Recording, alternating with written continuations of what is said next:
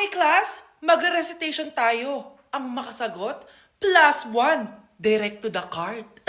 For sure ako nang magiging top 1 kapag nakasagot ako dyan. Dapat ako ang makasagot niyan, hindi si Samantha. Unang tanong, ano ang card na ginagamit kapag nagwi-withdraw? Ma'am? Ano pa bang card yun? Eh di face card. Anong face card, ha? ATM card yun. Face card, face card. Eh wala ka nga nun. Ayusin nyo, ha? Susunod, ano ang kulay na nasa flag natin? Ma'am, ang kulay po ng flag natin ay red at green. Ha? Bakit may green, ha? Di ba po pag masama, red flag, tapos kapag mabait, green flag? Ano pinagsasabi mo? Diyos ko mga bata ngayon, ang kulay ng flag natin, red, blue, white, tsaka yellow. Okay, class. Last question na lang to, ha? Ayusin nyo na. Napakadali na lang na to. Ano ang iniinom kapag masakit ang ulo? Ma'am ako, ma'am. Okay, Michael? Yakap, sulat, kiss pa rin po ni Crush. For our last question, ano ang full name ko? Wala naman yun sa lesson ah. Siyempre, dapat alam niyo yung pangalan ko. Dami namang alam nito. Di ko maalala full name niya. Perfect na sana ako eh. Kapag di nyo nasagutan yan, -10 kayo sa akin. Aba, ma'am, paano namin malalaman yung full name mo? Eh, di ka naman nagpakilala sa amin. Ano ka, sikat? Artista? Ang lakas mo mag-minus kapag di nasagutan yung full name mo? Sige nga, ano full name ko? Kapag di mo nasagutan, ma-minus ko yung sweldo mo. Tsaka magagamit ba namin yan kapag nagtrabaho na kami? Di naman, di ba? Paki namin sa full name mo. Nay! Top 1 po ako sa klase!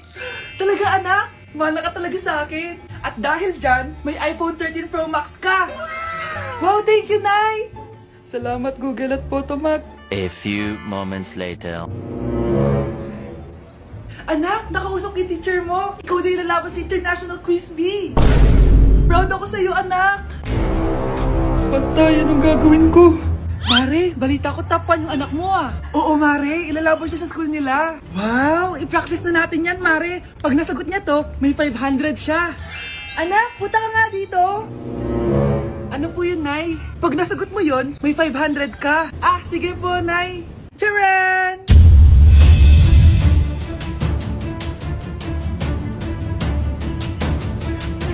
Ano, anak? Nay, di po talaga totoo na matalino ako. Kinukuha ko lang po yung sagot sa internet. Anak, kailangan natin manalo dito. Wala na tayong pera. Anak, kahit anong mangyari, wag kang gagalaw ha. Kapag nag-green light yun, doon ka gumalaw. Kapag nag-green light yun, tigil muna. Ha? Opo, Nay, papanalo natin to. Green light!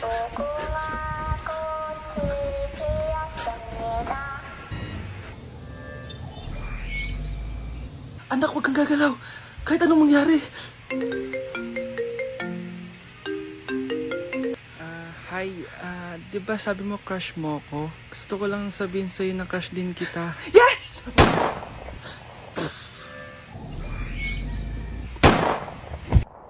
Nay, Aray. Oh, anak. Aalis ka? bilis naman tumanda ni nanay. Sana mas madaming oras yung binigay ko sa kanya nung bata ako. Anak, tara labas tayo. Wala na kasi tayo masyadong banding eh. Tsaka nanay, alis kami ng mga friends ko eh. Sige anak, next time na lang tayo umalis. Hello be, saan ka na? Anak, sabay ka na sa akin, kain na tayo dito. Busog pa ako, Nay, mamaya na lang. Tsaka di ako kumakain ng gulay, di ba? O sige anak, pagtitira pa rin kita ha. Ano ba yan? Ano ba yan, Nay? Anak, hindi ka ba natutulog? Tingnan mo nga yung tsura mo. Wala namang pasok bukas, di ba? Sige na, good night na. Patay mo ilaw, Nay. O sige anak, good morning. Sana gising ka din kapag gising ako. Anak, samahan mo ako magpa-check up? Nay, hindi ako pwede. Nagagawin ako assignment to. Sige anak, ako na lang mag-isa. Galingan mo dyan ha. Huy anak, aalis ka ba? May time ka ba, Nay? Tara, alis tayo. Libre kita. Sige. Tara.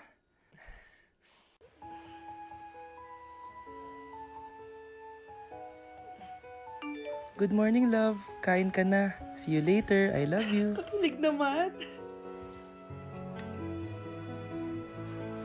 Love, kainin mo na to. Ayoko nga niyan, love. Airplane. Nga. Para naman bata eh.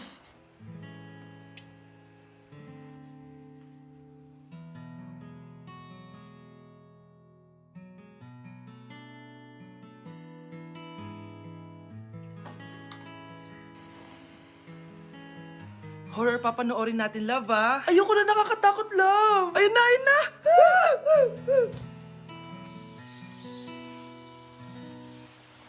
Wow, sipag mo, love, ah. Siyempre naman, ako pa. O, eto. Nakakainis, pinasama ko. Akin na nga yan. This year, ang Christmas decor namin dapat aesthetic, mala Pinterest score. Minimalist but magical. Nay, ganito yung gusto kong Christmas decor. Need na lang natin ng ribbons, garlands, glitters, and maybe a glue gun. Tingnan mo, may ilaw pa sa bintana mo. Anong gusto mo, magparol show? Nay, trust the vision. Sige, basta, huwag kang gagastos ng bongga ha. Wow, ang ganda nito.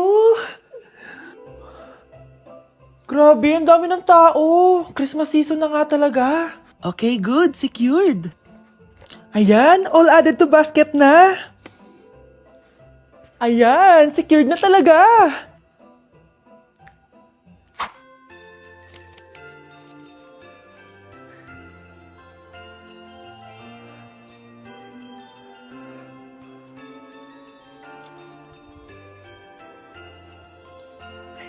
Anak, paubos na yung ribbon, no? Oh, eto, ribbon ng cake. Same color naman eh. Pwede na yan. Nay, masisira yung team. Magkaiba yung sukat, oh.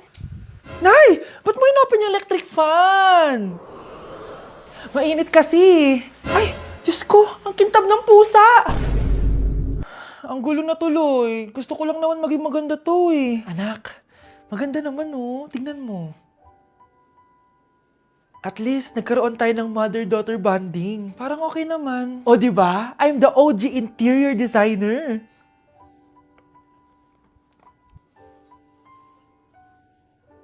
Hindi siya nagmukhang pang Pinterest dahil mas maganda yung ginawa namin. Eto, Nay, para sa'yo. Oh, ano to, anak? Nakita ko kasi yan sa National Bookstore. Tapos naalala ko, di ba gusto mo ng planner na galing sa mga coffee shop? Kaya binili ko na yan. Baka maging acidic pa tayo kakakapin natin. Makuha lang yung planner na gusto mo. Tsaka binilhan din pala kita ng pouch. Lagayan mo na kung ano-ano, Nay. Oh. Aw, thank you, anak. Welcome, Nay. Okay, class. Magsisitting arrangement tayo, okay? Scarlett, tumabi ka kay Cheska. Sige po, ma'am. Hi. Oh. Bago ka lang ba dito? Oo. Sana maging close tayo. Paalala ko lang sa'yo, nasa room na to, ako ang prinsesa dito. Okay? I like your hair. It's giving squatter. Sa subdivision kasi namin, uso ang reband. Ew! 2025 na, naka-Android ka pa din? It's giving blurred cam. So, boyfriend mo pala si Michael? Bakit kanya pinatulan? Sa mukhang yan? Yuck! Ang pangit ng... At dahil maraming hindi nakasagot ng full name ko, iibahin ko yung mga tanong. Salamat naman. Number 1, 2 plus 2. Yes, may tamang sagot na ako. Number 2, what is the powerhouse of the cell? Ang dali naman. Makaka-perfect ako. Number 3, ano yung pangalan ng crush ko nung elementary pa ako?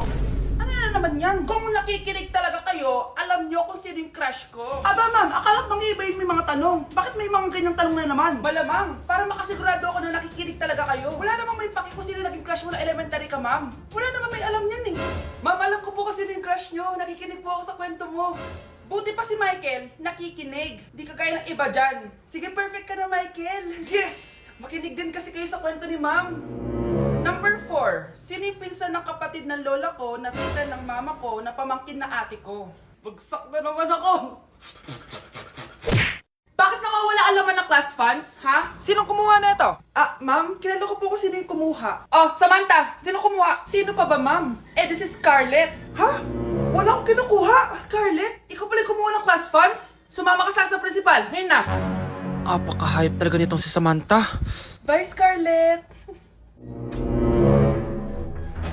Dami na ito ah. Mukhang makakabili na ako ng bagong phone. Ha! Nahuli din kita! Ikaw pala yung kumukuha ng mga class funds natin? Oo, ako yung kumukuha. Bakit? May problema ba? Ang problema ko, ikaw. Ako pa sinisisi mo na kumukuha ng class funds, eh ikaw naman talaga? Isusumbong kita kay ma'am. Wala ka namang ebidensya. Ikaw ang isusumbong ko dahil naniniwala naman sa akin si ma'am. Umanda ka sa akin, Samantha. Wow, may bagong phone si Samantha. Sana all! Bigay ito ng parents ko, guys. Class! Sino naman kumuha bawas na class funds. Si Scarlett po yung kumuha, ma'am. Pagsabihan nyo nga yan. Ako na naman? Nagpapatawa ka ata, Samantha. Talaga ba, Samantha? Kitang-kita ko na kumuha ka dito. At narinig ko, nabalak mo na naman si Scarlett. Ma'am, di po ako yun. Gagawin mo pa ako sinungaling? Diyan ka naman magaling, di ba, Samantha? Sa pagsisinungaling? Sumama ka sa akin sa principal at ipapatawag ko yung magulang mo. Buti nga sa'yo, Samantha. Deserve mo yan. Nag-uumpisa pa lang ako. Breaking news! Ibibigay na ang 10,000 pesos kada pamilya. Mga anak, paghahati-hatihan natin to. O ikaw, dahil panganay ka, eto sa'yo. 2,000. 2,000? Ang dami nito, Nay. O kayong tatlo, tigo 1,000 na kayo, oh. Thank you, Nay. 1,000 lang? So sa kanya, 2,000? Ang daya naman, Nay. Wow, thank you, Nay. Pero syempre sa akin yung 5,000. A few moments later. Ang dami ko ng pera. Ano kaya bibilin ko? Tingin nga ako sa Lazappi. Transparent na panty. Ganda nito ah. Add to cart. iPhone 14 na Android. Bago to ah. Add to cart. Itlog ng T-Rex. Ang mahal. Add to cart. Okay oh. Ano mga binili nyo? Anay, bumili ako ng earphones galing China. Kaso parang iba yung tunog. Anong kakaibang tunog? 非常高兴其 Tapon mo na to! Sira na! Ako na bumili ako ng makeup tsaka ng skincare. Tsaka yung natira pa ng date namin ni jowa ko. Hindi ka talaga mabubuhay na walang makeup at skincare, no? Ako na bili ko ng skin. Ang angas! Ha? Anong skin? Anong gagawin mo sa balat? Ako na nag-review ako sa Starbucks. Wow, social! Review pa sa Starbucks? Eh, bagsak naman! Lazappi Delivery! Ano ba itong mga binili mo? Nandito na mga binili ko! Magkano yan? 10,000 lahat, ma'am! 10,000! Kulang pa pera ko! Nay, kailangan ko na daw po magbayad ng tuition. Kung hindi, babagsak ako! Wow! Anak, di ako makapaniwalang may pinapatayo na tayong bahay. Nay, deserve natin to. Ang tagal niyo din to pinaghirapan. Ma'am, saan ko po ilalagay itong mga semento? Doon na lang sa gilid, kuya. Sige po, ma'am. Excited na ako matapos tong bahay natin, anak. Saan dito? Hoy, huwag ka pupunta dyan! Grabe nangyari sa kanya. Naman siya. Ba't ang daming tao? Engineer, anong meron? Ma'am, yung isa sa mga trabahador namin, nakuryente tapos natabunan ng semento. Ayun, namatay. Ha? Paano nangyari yun? May nag-utos ata sa kanya na ilagay yung semento sa gilid. Madami live wire dun eh. Ay. Ang problema, ma'am, kung tatanggalin pa namin yung katawan niya sa ilalim ng semento, baka hindi agad matapos tong bahay niyo. Hindi pwedeng hindi matapos agad tong bahay na to. Di bale, babayaran ko na lang yung pamilya nung namatay. Nay, sigurado ka ba? Sige po, ma'am. Sige na, ituloy nyo na yan. Congrats po, ma'am. Natapos din yung bahay nyo. Ang ganda, di ba? Wow, ang ganda. Maraming salamat, engineer. Una na po ako, ma'am. Anak, tara, pasok na tayo. Wow, ang ganda ng loob. Nay, hindi talaga ako mapakali na may bangkay dito sa ilalim ng bahay natin. Huwag kang okay, anak. Kasalanan niya naman kung bakit siya namatay eh. Ay, matutulog na lang ako sa bago kong bahay. Wow, ang ganda ng kwarto ko. Ano yun? Kasalanan mo kung bakit ako namatay.